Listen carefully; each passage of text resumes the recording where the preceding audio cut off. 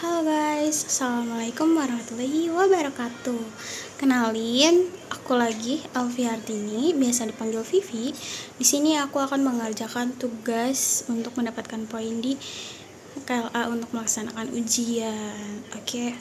Nah, pada kali ini aku ingin membahas satu materi yaitu brain power. Brain adalah otak dan power adalah kekuatan. Nah, di sana bagaimana kekuatan atau cara kerja otak itu sendiri. Nah, kita akan bahas otak kanan dan otak kiri. Otak kiri adalah otak yang digunakan untuk analisis, logika, matematika, urutan. Nah, biasa kita sebut itu otak kiri adalah otak yang digunakan untuk berpikir. Dan otak kanan adalah otak yang digunakan untuk musik, game, terus warna. Nah, itu adalah otak kanan adalah otak yang digunakan dalam kita dalam keadaan senang gitu, kayak liburan, itu kita juga menggunakan otak kanan. Nah, dari otak kiri ini adalah otak ketika kita untuk belajar gitu. Jadi segala bentuk belajar adalah menggunakan otak kiri gitu. Nah, otak kiri ini ketika dia digunakan untuk dalam hal yang positif itu akan menghasilkan IQ gitu, atau yang biasa kalian tes gitu, tes IQ. Nah, sedangkan otak kiri yang digunakan dalam hal negatif itu adalah sifat-sifat dasar setan. Kayak apa sih? Kayak dengki, iri, sombong, kayak gitu. Nah, terus gimana cara kita? Nah ya, terus otak kanan itu juga tersimpannya database gitu. Jadi dalam sehari-hari kita akan menggunakan 12% otak kiri dan 88% otak kanan gitu. Karena kenapa lebih banyak? Karena database itu tersimpan itu berada di otak kanan gitu. Oke, selanjutnya itu gimana sih kita untuk belajar itu supaya lebih masuk gitu, yaitu dengan kita berada dalam kondisi alfa. Alfa itu apa? Gelombang otak. Nah, gelombang otak itu ada beta, ada alfa, ada delta, dan ada delta. Ketika dalam posisi beta, yaitu beta adalah dalam gelombang otak dalam kondisi banyak fokus. Jadi fokus kita misalnya nih kita mau belajar tapi fokus kita tuh banyak, entar mikirin tugas, entar mikirin cucian, entar mikirin duit ataupun hal sebagainya, itu karena kita memiliki banyak fokus.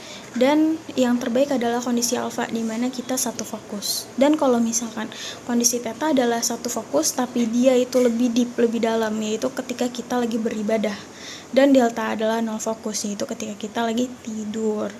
Nah, bagaimana sih cara kita dalam kondisi alfa? Nah, yang pertama itu kita harus fokus. Kita harus berusaha memfokuskan itu dalam satu fokus. Yang kedua itu adalah diri kita itu bersih. Contoh kita mandi dulu biar fresh. Nah, terus juga yang ketiga adalah lingkungan yang nyaman. Ketika lingkungan kita tidak nyaman, maka kita belajar itu akan kurang fokus gitu. Misalkan tempatnya berisik. Nah, kita kurang nyaman dalam hal itu. Nah, ketika sudah dalam kondisi alfa, maka belajar kita lebih mudah. Atau 1 jam dalam kondisi alfa, maka itu sama aja belajar dalam waktu 3 jam pada kondisi beta gitu. Jadi 1 jamnya alfa itu sama dengan 3 jamnya beta gitu. Jadi emang penting banget ketika kita belajar dalam kondisi alfa itu jauh lebih baik gitu. Nah, kemudian ketika udah alfa tersebut, data ini udah mau masuk ke otak kanan. Tapi di tengah-tengah antara otak kanan dan otak kiri itu adanya RAS, yaitu Reticular Activity System, di mana itu adalah gerbang untuk menuju ke otak kanan gitu. Nah, itu kan gerbang untuk masuknya data gitu. Nah, gerbang tersebut juga dia itu memiliki syarat untuk bisa terbuka atau terbukanya RAS tersebut, yaitu dengan fokus, antusias, yaitu kita harus kayak excited dalam belajar itu. Misalkan aku mau belajar matematika nih, gimana ya, jadi kita antusias dulu, kayak besok gue mau ujian matematika, biar ujiannya bagus jadi gue harus belajar. Nah itu antusias, jadi kita udah fokus, udah antusias dan nyaman. Nah maka ras itu terbuka. Nah ketika ras itu terbuka, masuklah data ke otak kanan dan menjadilah database. Nah kita itu banyak banget database yang masuk ke otak kita dalam setiap harinya. Nah misalkan kita udah belajar nih, itu database kita masuk. Nah setelah belajar kita misalkan buka TikTok, buka IG, baca berita, dan itu data-data yang baru itu akan masuk lagi gitu. Nah berarti data tersebut yang tadi udah belajarin itu ada di bawah, karena udah ada data-data yang baru yang kita masukkan ke dalam otak.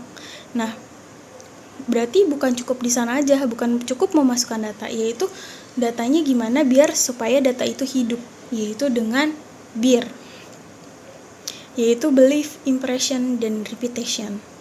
Nah yang paling penting adalah sebenarnya itu yang utama adalah impression. Ketika kita impression pada suatu kejadian atau suatu apa yang kita pelajari, maka data itu lebih mudah untuk aktif atau hidup gitu. Contoh aja, ketika kalian jatuh gitu, pasti kan kalian bakal ingat, aduh gue pernah nih jatuh di sini gitu. Nah maka kita perlu impression. Nah terus yang kedua itu kita ada belief, yaitu percaya bahwa data tersebut akan kita gunakan gitu. Dan yang terakhir repetition, yaitu pengulangan. Kita penting banget pengulangan. Kayak misalnya nih, diulang-ulang mulu. Orang misalnya dangdut, kalian gak suka dangdut, tapi di lingkungan kalian tuh nyetelin dangdut mulu, otomatis kalian bakal walaupun kalian tidak suka, itu bakal hafal. Nah itu adanya repetition. Nah dalam belajar pun gitu, bagaimana data itu hidup, ya kita harus sering-sering repetition, kita harus sering-sering mengulang supaya data itu tetap hidup. Dan ketika kita misalkan nih 1 tambah 1 berapa gitu, kalau data tersebut belum hidup, maka kita mikir 1 tambah 1 2 2 gitu. Padahal kalau misalkan kalian udah hafal 1 tambah 1 berapa? 2 gitu. Karena kita emang dari kecil yang namanya penjumlahan cuma 1 tambah 1 ya pasti 2 gitu. Kalian udah sering banget gitu. Oke. Jadi dengan begitu database kita bisa hidup. Oke, sekian dari aku. Kurang lebihnya mohon maaf. Wallahul muwaffiq ila aqwamit thoriq. Wassalamualaikum warahmatullahi wabarakatuh. Bye bye.